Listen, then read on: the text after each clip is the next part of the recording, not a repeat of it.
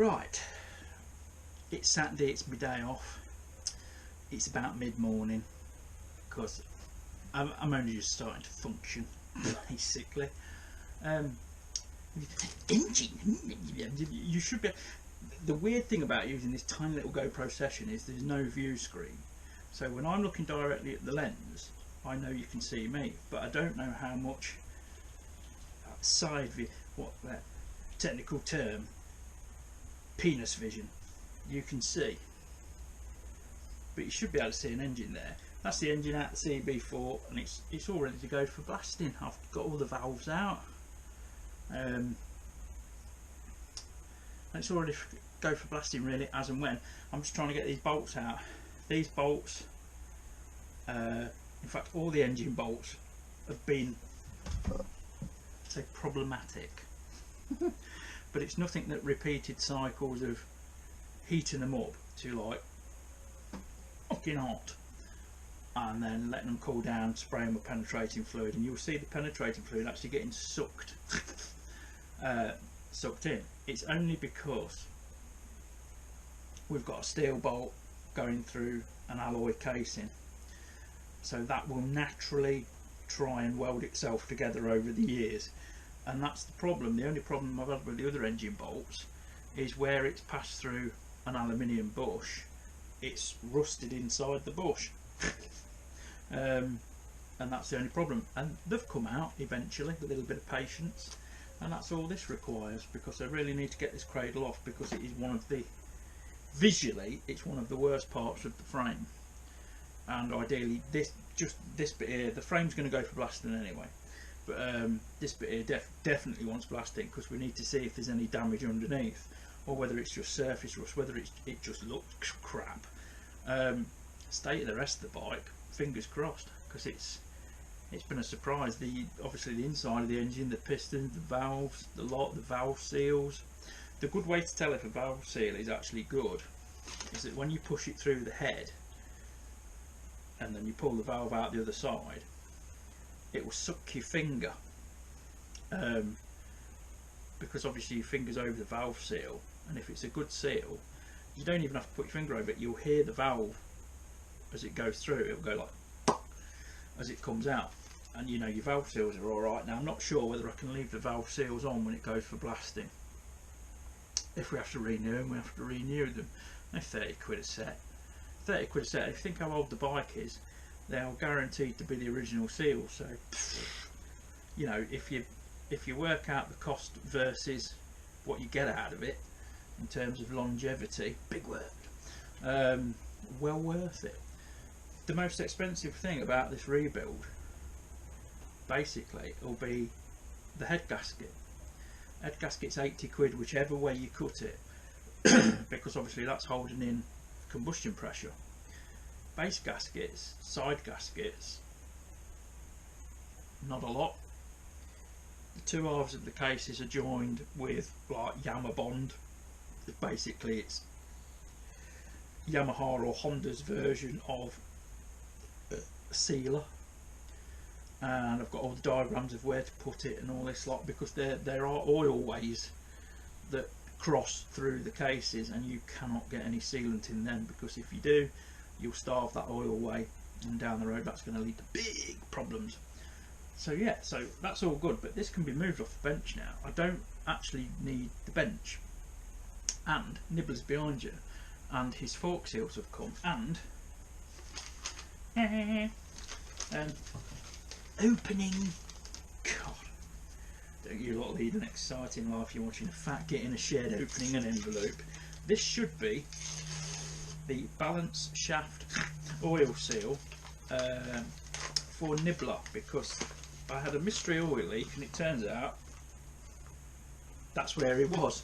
It's the balance shaft oil seal, and it was running along the bottom of the frame rail onto the exhaust, so I thought the clutch cover, maybe I'd emitted some silicone off the clutch cover and it was weeping from there.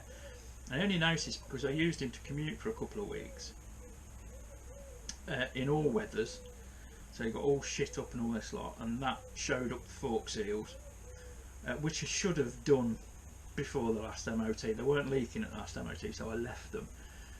but if the state of some of the rubber on the rest of the bike is to go by, yeah, common sense dictated that I should have done them anyway, but I didn't because I'm lazy. So yeah, so I've got Nibbler's oil seals and new dust seals. I didn't go for bushes. I'm going to give the forks a little test wobble. If there's any lateral movement between the bottom of the fork and the top of the fork, then you need new bushings, but I didn't bother. Been disturbed again by my mad uncle next door because he wants to put me in his shed and whip out some equipment.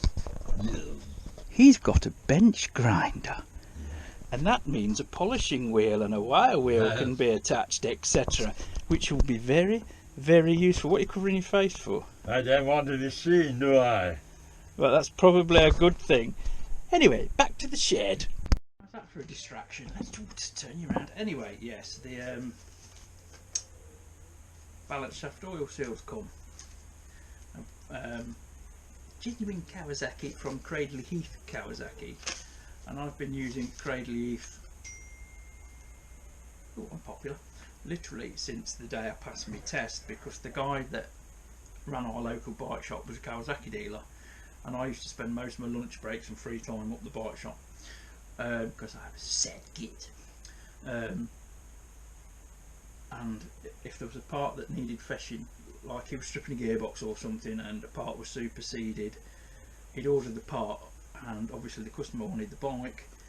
He couldn't afford to wait another day, probably 2 days for the postage, so he used to F me off on my little ZXR 400 up to Cradle Heath to fetch the parts. So yes, I'm well versed with Cradle Heath, and they seem to have absolutely everything you want. They've been brilliant with Nibbler.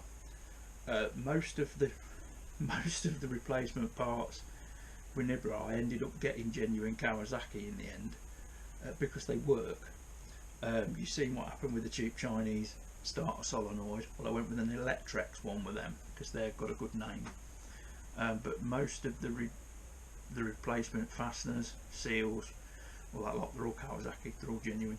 So today, yeah, I'm going to get rid of the bench, degrease it, get rid of the bench, and then that will give me a bit of room to put Nibbler in the middle of the shed and be able to work around him to get the forks off and do the seals. And I hate doing fork seals, and I've got the proper Kawasaki tool to split the forks, the proper damper holding tool, which is probably around here somewhere. Alright, it's up on the shelf, which is basically an elongated pyramid that goes on the end of an extension, and it basically stops, it's supposed to stop the damper rod from spinning. But a little trick is also, if you've got a buzzer gun, even a moderately powerful one, while the fork is still assembled, you can drain the oil out of it, but while the fork is still assembled, you can use a buzz gun and get the bolt out the bottom. Because if you try and do it slowly with an Allen key, a lot of the time you'll just round it out because they're made of cheese. So, without further ado, I'm going to crack on. Well, as suspected, corrosion has been found, but it's the only bit that's going to require much attention. Stop it. Yeah, as we can see, as suspected, this was the worst part, and it's definitely gone. So a new tube will have to be welded between there, which is not a difficult job. So yeah, not doing bad so far. Still got the frame to strip of the loom and take the headstock out and try and get the main stand out. In theory, it's just a sleeve that pushes through, but yes, and it's held in by a split pin. But I've tried numerous whacks with the hammer and it ain't budging yet, so it's going to require lubrification and perhaps some heat, which is exactly what's going on here. We're heating up and then putting penetrating fluid in these, and this part of the cradle you probably won't see. Hang on. It is loose. It's the bolt that's corroded into the alloy there. A few cycles of heating it up, penetrating fluid, heating it up, penetrating fluid, try and get it turned, they'll come out. they'll come out no problem. The plan today was to degrease the bench and all this lot, but I think that's gone up the Swanee. Yes, because it's now raining. As you probably see, you see it dripping off the guttering there. So yes, I see I've got tomorrow afternoon off as well, so I'll probably do some more then. But it's breakfast time now and it's close to lunchtime, so I think I'm going to call it a day today. And yes, put liberal applications of penetrating fluid, etc. on this cradle, and then have another crack at it tomorrow. Nice.